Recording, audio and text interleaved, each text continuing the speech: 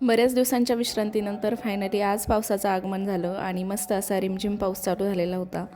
तर बाहेर थोडंसं शूट केलं आणि त्यानंतर मी माझा थोडासा नट्टापट्टा करून घेतला. 5 वाजलेले होते आणि संध्याकाळच्या वेळेला थोडंसं आवरलं की फ्रेश वाटतं. त्यानंतर मस्त पाऊस चालू आहे. एकदा चहा घ्यावा म्हटलं आणि मग लगेच स्वयंपाकाला सुरुवात करावी.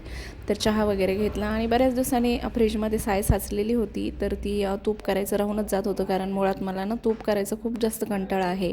पण असं वाटतं वाया जाण्यापेक्षा ना तूप होऊन जातं घरचं, आणि तूप केल्यानंतर जो पसारा आणि जो राडा असतो ना तो आवरायचा खरंच खूप कंटाळा येतो. पण मग कंटाळा केला की तूप देखील खायला भेटत नाही. घरचं ताजं छान गावरान तूप तयार झालेलं आहे आणि थोडंसंच झालं.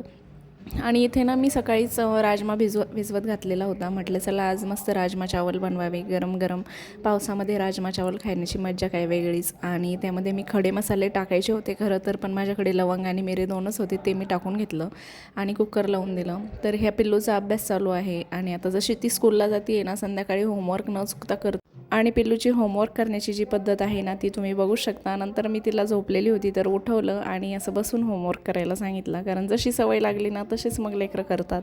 आणि मध्येच काहीतरी चालू असतं. अभ्यास करता करताच मध्येच तिला खाज आली, तर पेन्सिलनेच खाजणं चालू आहे. आणि ना सिंपल सोपी अशी राजम्याची माझ्या पद्धतीची भाजी मी आज तुमच्यासोबत शेअर करते. सगळ्यात अगोदर मी ते कांदा, टोमॅटो, कोथिंबीर सगळं कट करून घेतलेलं आहे आणि राजमा देखील छान शिजवून घेतलेला आहे कुकरला 2-3 शिट्टी लावून. त्यानंतर गॅसवर कढई तापत ठेवली, त्यामध्ये जिरे मोहरी टाकली आणि बारीक चिरलेला कांदा टाकला. कांदा थोडासा सोनेरी झाला की त्यामध्ये अद्रक लसूणची पेस्ट टाकली आणि टोमॅटो टाकलं. टोमॅटो मऊ होण्यासाठी त्यामध्ये थोडंसं मीठ टाकून झाकण ठेवलं आणि जे बेसिक मसाल्याच्या डब्यात असतात ते सगळे टाकून घेतले आणि थोडंसं इथे मी सांबार मसाला देखील टाकलेला आहे.